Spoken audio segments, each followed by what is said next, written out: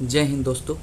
आज आपके बीच एक नए टॉपिक के साथ आए हैं, जो टॉपिक है उपराष्ट्रपति वाइस प्रेसिडेंट। ये टॉपिक अभी पिछले कुछ दिनों में ज़्यादा चर्चा का विषय रहा है, क्योंकि हमारे जो वर्तमान उपराष्ट्रपति थे श्री जगदीप धनखड़ जी, उन्होंने अपना इस्तीफ़ा हमारे राष्ट्रपति जी को दे दिया है और राष्ट्रपति जी ने उसको एक्सेप्ट भी कर लिया है।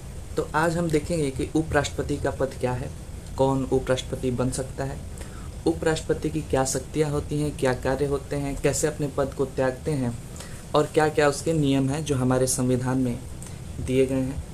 तो ये आपके सामने जिनका चित्र है वो हमारे देश के सबसे पहले उपराष्ट्रपति डॉक्टर सर्वपल्ली राधाकृष्णन जी का चित्र है। अब इसी के साथ आज का वीडियो हम शुरू करते हैं और आज जानेंगे कि उपराष्ट्रपति का पद क्या है।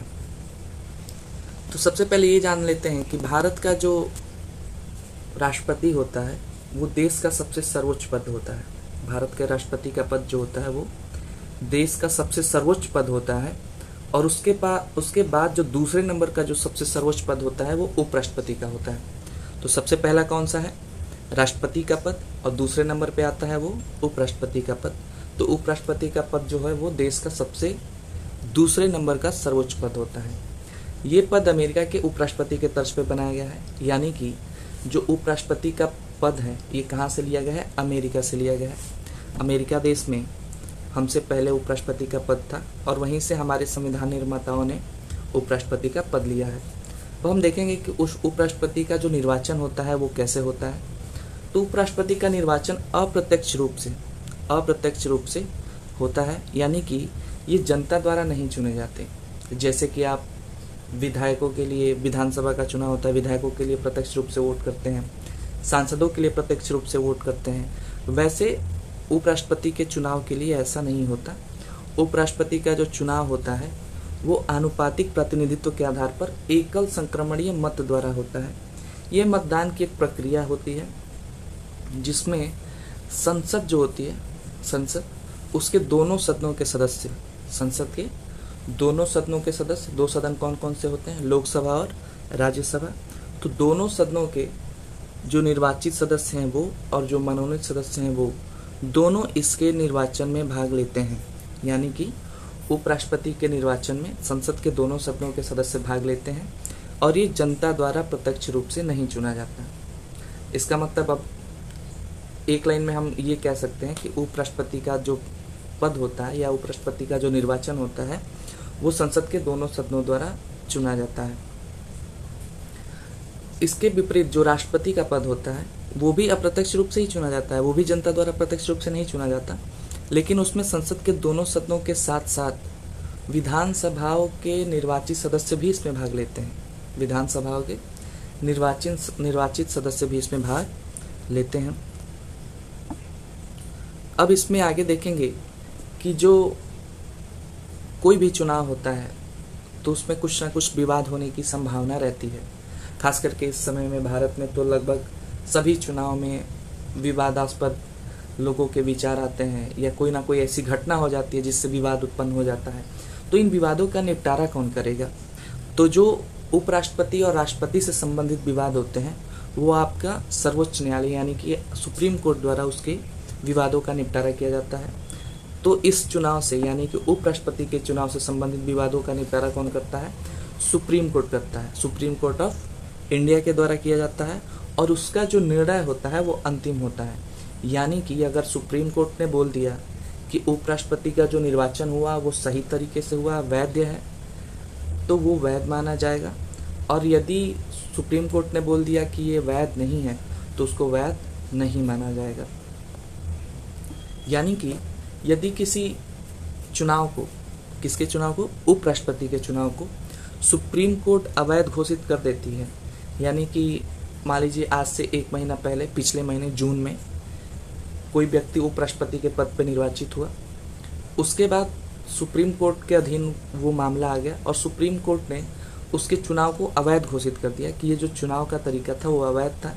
तो क्या ये पिछले एक महीने में जो उस उपराष्ट्रपति के पद पे जो व्यक्ति है उसके द्वारा जो कार्य किए गए हैं पिछले एक महीने में वो वैध होंगे या नहीं? तो जो निर्वाचित अवैध होने से पहले जो कार्य किए गए हैं उपराष्ट्रपति के द्वारा, वो वैध होंगे, अवैध नहीं होंगे। यानी कि इसका निष्कर्ष ये निकाला जाता है कि यदि सुप्रीम कोर्ट किसी भी उपराष्ट्रपति के चुनाव को अवैध घोषित कर देता है, फिर भी उस उपराष्ट्रपति द्वारा किए गए उसके कार्यों को अवैध घोषित नहीं किया जाएगा, सिर्फ उसके चुनाव को अवैध घोषित किया जाएगा। अब कोई व्यक्ति उपराष्ट्रपति बनना चाहता है तो उसकी क्या क्या योग्यताएं होनी चाहिए, उसके बारे में हम देखेंगे। तो सबसे पहली बात कि वो भारत का नागरिक होना चाहिए। दूसरी बात कि वो 35 वर्ष की आयु पूर्ण कर चुका हो। तीसरी बात कि वो राज्यसभा सदस्य बनने के लिए योग्य हो। अब यहाँ पे ये मन में सवाल आएगा कि राज्यसभा सदस्य बनने के लिए योग्य क्यों कहा गया है, क्यों नहीं उसको लोकसभा सदस्य बनने के लिए योग्य कहा गया है? क्योंकि जो उपराष्ट्रपति होता है वो अपना कार्यकाल या जो उसको वेतन और भत्ते मिलते हैं वो राज्यसभा के सभापति होने के लिए मिलता है, ना कि उपराष्ट्रपति पद के लिए। और वो एक राज्यसभा का कार्य संभालता है, इसलिए यहाँ पे राज्यसभा सदस्य बनने के लिए योग्य माना गया है। और चौथा है कि किसी लाभ के पद पे ना हो, चाहे केंद्र हो या राज्य हो। यानी कि यदि कोई व्यक्ति भारत का नागरिक हो, 35 वर्ष उसकी आयु हो, राज्यसभा सदस्य बनने के लिए योग्यता रखता हो, किसी लाभ के पद पे ना हो, तो वो व्यक्ति उपराष्ट्रपति बनने के लिए योग्य होता है। अब किसी लाभ के पद पे ना हो मतलब लाभ का पद आपके राष्ट्रपति, राज्यपाल, विधायक, मंत्री, ये सब लाभ के पद नहीं माने जाते हैं। लाभ के पद वो माने जाते हैं जैसे कि किसी संस्था में आप काम कर रहे हो, किसी सरकारी पद पे हो, ये किसी जॉब में हो, ये आपके लाभ के पद होते हैं। अब योग्यता हो गई, उसका चुनाव हो गया, तो अब शपथ होगा। तो उपराष्ट्रपति को शपथ कौन दिलाता है? तो राष्ट्रपति दिलवाते हैं या उनके द्वारा नियुक्त किसी व्यक्ति द्वारा। यानी कि यदि राष्ट्रपति वहाँ उपस्थित है तो राष्ट्रपति उनका चुनाव शपथ कराएंगे, और यदि राष्ट्रपति अनुपस्थित हैं तो राष्ट्रपति द्वारा नाम निर्देशित या नियुक्त व्यक्ति, कोई भी व्यक्ति उपराष्ट्रपति को शपथ दिलवा सकता है। अब पहला हमने निर्वाचन देख लिया, योग्यता हो गई, अब शपथ ले लिया, तो अब देखेंगे कि उनका कार्यकाल कितना है। तो उपराष्ट्रपति का जो कार्यकाल होता है उनकी नियुक्ति से 5 वर्ष तक का होता है। उपराष्ट्रपति का जो कार्यकाल होता है अपनी नियुक्ति से 5 वर्ष तक का होता है। हालांकि उपराष्ट्रपति बीच में भी अपना पद राष्ट्रपति को इस्तीफा देकर खाली कर सकते हैं, जैसा कि अभी हमारे जो वर्तमान या भूतपूर्व उपराष्ट्रपति कह सकते हैं श्री जगदीप धनखड़ जी ने जो किया कि अपने कार्यकाल के बीच में ही राष्ट्रपति को इस्तीफा दे दिए। तो इस प्रक्रिया के द्वारा भी इसका चर्चा संविधान के आर्टिकल 67 क्लॉज ए में की गई है। इसकी चर्चा यानी कि उपराष्ट्रपति के इस्तीफे की चर्चा जो है वो संविधान के आर्टिकल 67 के सब क्लॉज ए में की गई है। उसमें ये बताया गया है कि उपराष्ट्रपति जब अपना इस्तीफा देना चाहते हो तो वो राष्ट्रपति को इस्तीफा दे सकते हैं। तो पहली बात क्या हमने देखा कि नियुक्ति से 5 वर्ष तक कार्यकाल होता है, लेकिन बीच में भी जब उपराष्ट्रपति चाहें अपना इस्तीफा दे सकते हैं राष्ट्रपति को। तो श्री जगदीप धनखड़ जी ने अभी वर्तमान राष्ट्रपति श्रीमती द्रौपदी मुर्मू जी को अपना इस्तीफा दे दिया, और उन्होंने आज के न्यूज़ में ये पता चला कि उन्होंने उनका इस्तीफा मंजूर भी कर लिया है, यानी कि अब वो उपराष्ट्रपति के पद पे नहीं रहे। दूसरा प्रावधान ये है कि 5 वर्ष के पूर्व उनके पदावधि पूर्ण होने से पहले भी उन्हें हटाया जा सकता है। और कैसे हटाया जाएगा? तो राज्यसभा में पारित एक प्रस्ताव के द्वारा, और वो प्रस्ताव केवल राज्यसभा में ही लाया जा सकता है, लोकसभा में लाया नहीं जा सकता। क्योंकि अभी हमने बताया कि जो उपराष्ट्रपति होता है वो राज्यसभा के सभापति के रूप में कार्य करता है। उसको जो वेतन भत्ते मिलते हैं, जो आवास मिलता है, वो राज्यसभा के सभापति के नाम पे मिलता है, ना कि उपराष्ट्रपति के नाम पे। तो जो राज्यसभा के सभापति यानी कि हमारे जो उपराष्ट्रपति हैं, उनको हटाने के लिए प्रस्ताव कहाँ लाया जाएगा? राज्यसभा में लाया जाएगा। और किस बहुमत से वो पारित होना चाहिए? तो प्रभावी बहुमत से। किस बहुमत से वो प्रस्ताव पारित होना चाहिए? तो प्रभावी बहुमत से पारित होना चाहिए। कहाँ? राज्यसभा में। प्रभावी बहुमत क्या होता है कि जितने लोग उपस्थित होते हैं, मतलब जो पद रिक्त होता है, रिक्त पदों को छोड़ के जो पद उपस्थित हैं उनके बहुमत को प्रभावी बहुमत कहा जाता है। और ये कहाँ पारित होना चाहिए? राज्यसभा में। यानी कि यदि उपराष्ट्रपति को हटाना हो उनके पद से तो उनको राज्यसभा में प्रभावी बहुमत से और लोकसभा में साधारण बहुमत से उस प्रस्ताव को पारित कराना होता है। यदि उपराष्ट्रपति को हटाना हो तो राज्यसभा में उस प्रस्ताव को प्रभावी बहुमत से और लोकसभा में सहमति के लिए साधारण बहुमत से भी उसको पारित कराया जाता है और ये प्रस्ताव सिर्फ राज्यसभा में ही लाया जा सकता है। ठीक है, अब आगे चलते हैं। अभी हमने बताया कि यह संकल्प सिर्फ राज्यसभा में ही लाया जा सकता है और ये प्रस्ताव तभी लाया जाएगा जब 14 दिन का नोटिस दे दिया गया हो। यानी कि किसको नोटिस दिया गया हो? उपराष्ट्रपति को। यानी कि उपराष्ट्रपति जी को जब हटाने के लिए कोई प्रस्ताव लाया जाएगा राज्यसभा में, तो उसको लाने से 14 दिन पूर्व उपराष्ट्रपति को ये नोटिस दिया जाना चाहिए कि हम आपको हटाने के लिए प्रस्ताव लाने वाले हैं। उपराष्ट्रपति अपने पद पे 5 वर्ष के बाद भी जब तक उत्तराधिकारी ना आया हो रह सकते हैं। यानी कि जिस प्रकार वो 5 वर्ष से पूर्व इस्तीफा दे के जा सकते हैं, उसी प्रकार 5 वर्ष के बाद भी जब तक कि उनका नया उत्तराधिकारी यानी कि कोई नया उपराष्ट्रपति न बने, तब तक वो अपने पद पे रह सकते हैं। अब हम देखते हैं कि उपराष्ट्रपति का पद कब कब रिक्त हो सकता है, कि यानी कि क्या क्या वैसे कारण हो सकते हैं जिन कारणों से उपराष्ट्रपति का पद जो है वो रिक्त हो सकता है। तो पहला है उसमें कि उनकी जो 5 वर्षीय पदावधि है वो समाप्त हो जाए, यानी कि 5 वर्ष का जो कार्यकाल है वो समाप्त हो जाए। दूसरा कि वो त्याग पत्र दे दें, किसको देंगे? राष्ट्रपति को देंगे। तीसरा है उन्हें बर्खास्त करने पे, और बर्खास्त करने का प्रस्ताव कहाँ लाया जाता है?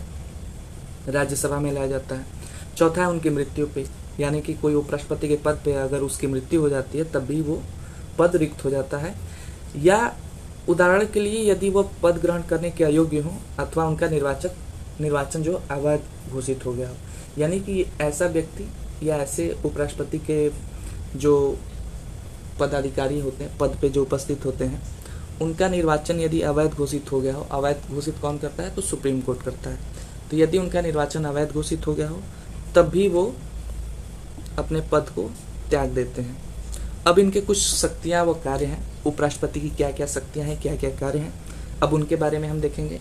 तो पहला है कि वह राज्यसभा का पदेन सभापति होता है। अभी हमने बताया पहले कि राज्यसभा के पदेन सभापति होने के कारण ही उपराष्ट्रपति को वेतन भत्ते मिलते हैं।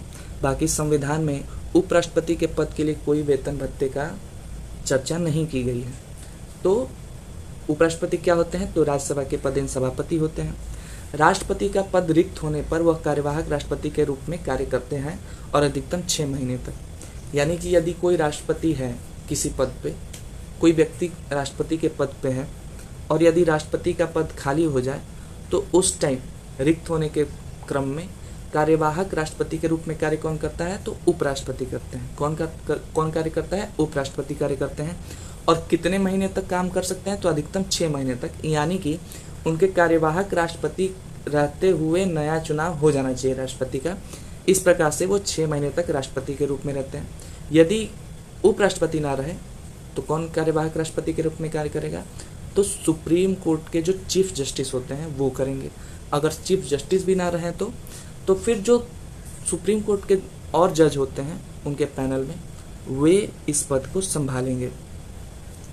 उपराष्ट्रपति के लिए जो परिलब्धियां यानी कि जो वेतन भत्ते और विशेष अधिकार जो दिए गए संविधान में नहीं है, उन्हें जो वेतन मिलता है वो राज्यसभा के पदेन सभापति होने के लिए मिलता है। ठीक है, उपराष्ट्रपति के लिए परिलब्धियां संविधान में नहीं दिए गए हैं। जो उन्हें वेतन मिलता है वो किस लिए मिलता है? तो राज्यसभा का पदेन सभापति होने के कारण मिलता है। उनका वेतन कितना है? 4 लाख रुपए है। पहले 1,25,000 रुपया था, जिसे 2018 में बढ़ा के कितना कर दिया गया? 4 लाख कर दिया गया। तो इस प्रकार हमने इस वीडियो में उपराष्ट्रपति की शक्तियाँ, कार्य, उनके पद रिक्तता में क्या मतलब किस किस कारण से उनकी पद रिक्त हो सकती है, नियुक्ति में क्या क्या प्रावधान होते हैं, शपथ कौन दिलाता है, क्या क्या योग्यताएं होनी चाहिए उपराष्ट्रपति होने के लिए, और उपराष्ट्रपति की क्या महत्व है हमारे देश में, इसको हमने देख लिया इस वीडियो में।